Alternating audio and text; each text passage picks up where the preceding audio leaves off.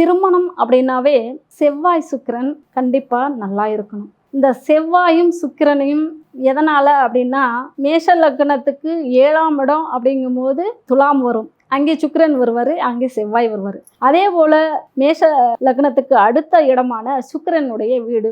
இவங்களை ஏன் பக்கத்தில் வச்சுருக்காங்க? இவங்கள இருந்து பார்த்தா இவங்க 7ஆம் இடம், ரிஷபத்தில் இருந்து பார்த்தா விருச்சிகம் 7ஆம் இடம். அப்படிங்கும்போது செவ்வாய் சுக்கிரன் கரெக்டாக அவங்களுக்கு ஒரு ஜாதகத்தில் நல்ல நிலைமையில் சுபத்துவம் வாங்கியிருந்தாக்கா கண்டிப்பாக அவங்களுக்கு திருமணம் நல்லபடியாக இருக்கும்.